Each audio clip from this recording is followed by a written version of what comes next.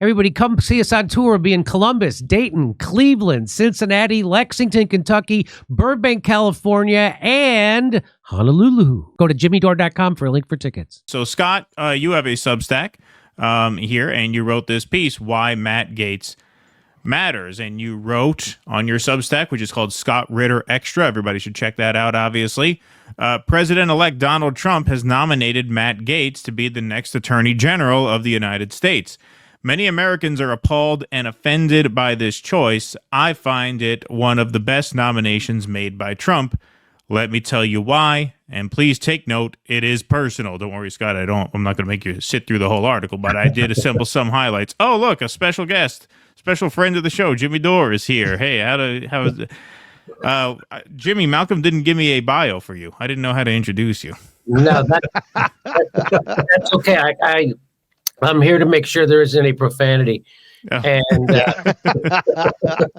please go on with this article. It's fantastic. Okay, sure thing. The FBI is currently investigating me regarding efforts to counter the U.S. government's efforts to promote Russophobia, accusing me of violating the Foreign Agent Registration Act simply because I traveled to Russia and returned home to report the truth of what I had witnessed to the American people. The FBI coordinated with the State Department to seize my passport without cause, simply to prevent me from continuing to travel to Russia. The FBI executed a search warrant on my home on August 7th, 2024, based upon false statements submitted to a federal judge to sustain the premise of probable cause. There's a photo of that very event taking place. I have been labeled an information terrorist, quote unquote, by the Ukrainian government through programs that are funded in full by U.S. taxpayers and facilitated by both the State Department and the FBI. The culprits in question within the FBI operate in the National Security Division. The National Security Divisions of the DOJ and FBI are the greatest domestic threats to the American people and the concept of constitutional rule of law today. Matt Gaetz knows this. Matt Gaetz has eviscerated the director of the FBI, Christopher Wray, and the sitting Attorney General, Merrick Garland, during congressional hearings. So here he is going at Christopher Wray over the Biden family corruption. There's a video that you embedded. Sitting here with my father, I will make certain that between the man sitting next to me and every person he knows and my ability to forever hold a grudge, that you will regret not following my direction. I am sitting here waiting for the call with my father. Sounds like a shakedown, doesn't it, Director? I'm not going to get into commenting on that. You seem deeply uncurious about it, don't you? Almost suspiciously uncurious. Are you protecting the Bidens? Absolutely not. The FBI does not and has no interest in you won't answer the question about whether or not that's a shakedown, and everybody knows why you won't answer it. Because to the millions of people who will see this, they know it is. And your inability to acknowledge that is deeply revealing about you. So then you finish out the article, or this is to the end, but this is towards the end. Matt Gaetz has promised to hold the FBI and Department of Justice to account for the crimes they have committed against him, for the crimes they have committed against President Trump, for the crimes they have committed against the American people, for the crimes they have committed against me. You see, it is personal. So that slideshow there may have seemed like a lot, but it actually barely scratches the surface, Scott, in terms of the various examples you lay out of crimes against Trump, crimes against America, and of course, specifically, crimes against you. So please, if you want, please lay out some of those points, as many as you'd like, and why Gaetz, in your mind, is the man to rein in this sort of deep state overreach. Look, I'm somebody who believes that free speech is one of the most essential rights given to Americans. And it's not given to Americans. Let's correct the record. Free speech is something we have. And what we said when we came together, we the people came together, is we told Congress, you shall not pass any laws that infringe on our free speech. We didn't ask Congress to give us free speech. Baby, we got it. It's ours. It's mine. Right here in my heart. And you can't take it away from me.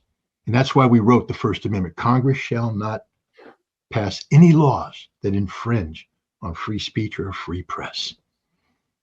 That's what it is, man. That's what makes America great. We can argue about anything till there are people that say things that disgust me. I said growing up, when the KKK comes out and marches in there, I hate that. I despise them. I will die giving them right to do that, because this is what America's about, ladies and gentlemen, not shutting down bad ideas, but having better ideas, and engaging in a debate, a dialogue, a discussion.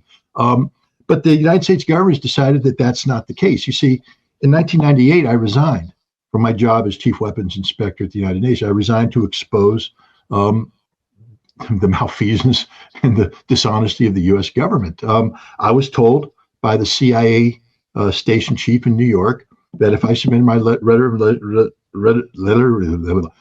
resignation, that the FBI would, and you can read the article, it's a very graphic account of what they would do to me. They would have sex with my bottom for the rest of my life, is basically what they were saying.